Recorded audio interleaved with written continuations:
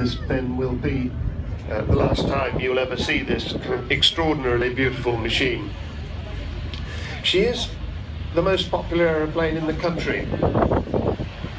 At last year's Throckmorton Air Show, they polled 16,300 Facebook followers to find the most popular flying display item. She came top. 5 weeks later, the readers of the Bournemouth Echo voted her top. So, she is the people's aeroplane, no question about it. And the extraordinary thing is that the people of Great Britain, the United Kingdom, perhaps I should say, love her so much that they've given, in one way or another, something like 22 million to get her where she is today. 22 million pounds, which I think is a quite extraordinary reflection of how much she's loved. And we have figures that suggest that more than 22 million people have indeed seen her while she's been displaying, so you could say it's a pound per smile. She's still costing £2 million a year to run, £38,500 a week the Trust has to raise. It's always been a struggle. She's not funded by the government, obviously, and she no longer belongs to the Royal Air Force. So, when you get the chance, do go and see the Vulcan Club stand, which is off to the left-hand end of the display area, and you'll see their pennants there. Do please go and see them. They'll be able to put you in touch with how to keep in touch with the Vulcan, the website, vulcantothesky.org, and they've got an amazing raffle running there. I'll tell you more about that in a moment, but the tickets are £2 each, and some really fantastic prizes, including flying with the Vulcan. Now, she is just lining up to our left at the moment with Kev Rumens, the man flying there today. He's the co-captain. The other co-captain is Bill Ramsey, and there's a third member of the crew, the air electronics officer, and that's Phil Davies for today. So as she comes running in from our left, starting to accelerate, she's coming in quite slowly. As you can see, I can see as I look this way, you can see how strong the wind is from her right. She's quite drifting significantly more to the left. Here she is, the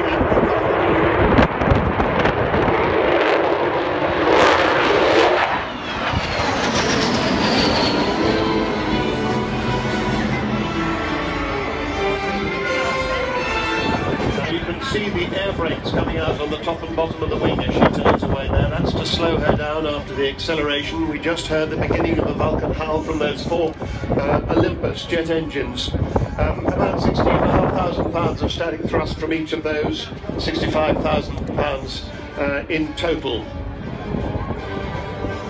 This is the aeroplane, don't forget, that protected this country against the threat of nuclear holocaust in the days when she was part of the mutually assured destruction that prevented the Third World War happening.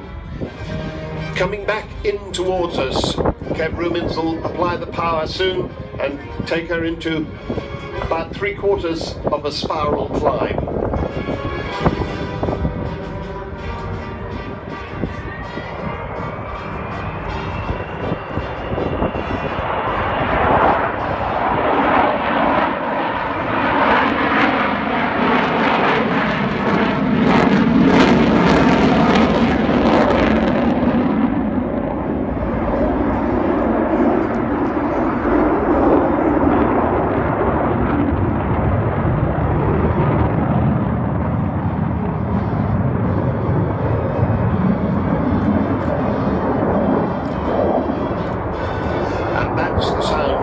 £65,000 of static thrust, and that was intended to carry an amazing bomb load.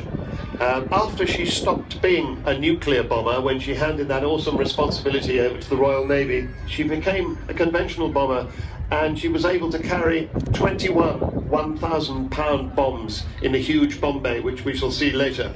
But as she comes by next time, you'll have noticed that the wheels have come down, all 18 wheels, and that's just to show what she looks like with the wheels down, because sad to say she won't be landing here today. There isn't quite the runway for it, but this is what she would be looking like if she were coming into land.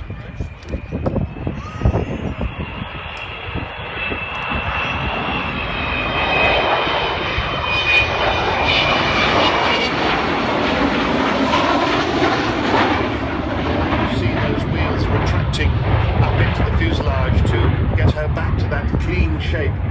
It's interesting that that shape is so clean because it looks clean, and when she goes away from us you see that it's a very slim shape, and in fact she was a stealthy aircraft long before stealth was even thought of.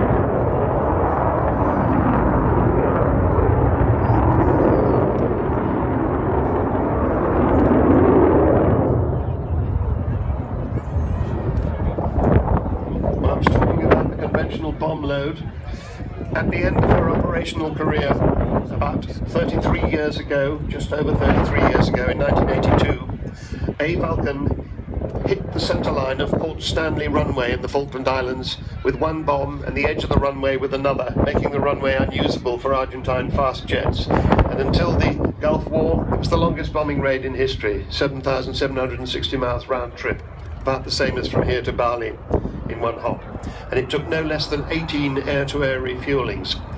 The thing is, though, they had to drop 21 of those bombs to be sure of just having 2 of them hit the runway, because these were Second World War dumb bombs, and that's what you had to do. There is the bomb bay, that's where those 21,000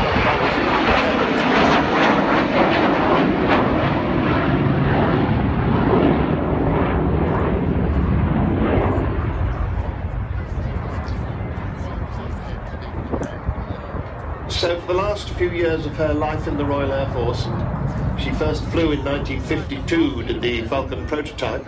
The last few years there was just this one aircraft, this particular aircraft, that was called the Vulcan display flight, because the people did not want to let Vulcan go. But eventually the Royal Air Force had to retire her, and she was retired in 1993.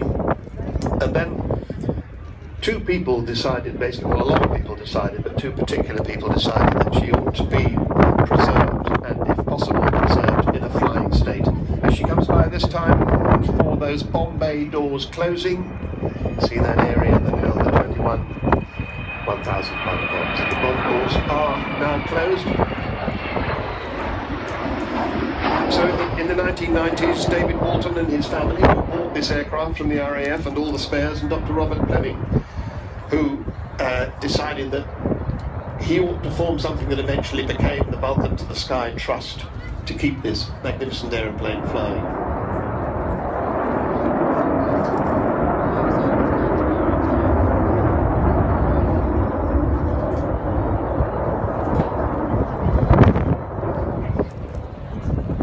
Wonderful silhouetted against the puffy white clouds and the camouflage colour scheme, immaculately maintained by Taft Stone, the crew chief and chief engineer, who says 558, that's this aeroplane, XH558 is my baby.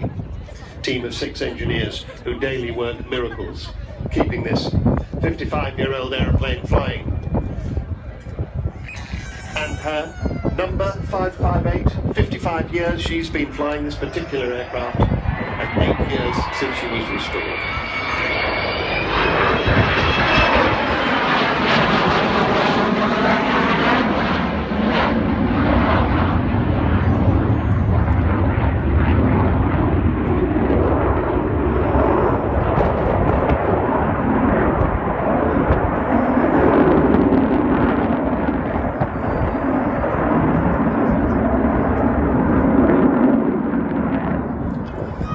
See there that she is as maneuverable as a fighter. She even has fighter-style control sticks. She doesn't have a big control yoke that most bombers have. She now lives at what used to be RAF Finningley. It's now called Robin Hood Airport, not to Sheffield. She was actually stationed there, this aircraft, between 1960 and 68, but she has her own hangar now, and you can go and visit her there. They have all sorts of visiting facilities there. And actually that facility will go on after she stops flying, after this season. We also hope that she'll be able to continue to run her engines and be able to do fast taxiing on the runway there.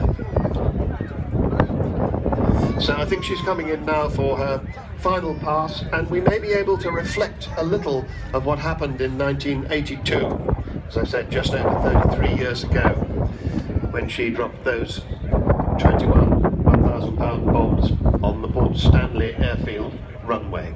We hope to be able to give you a little bit of a representation of that.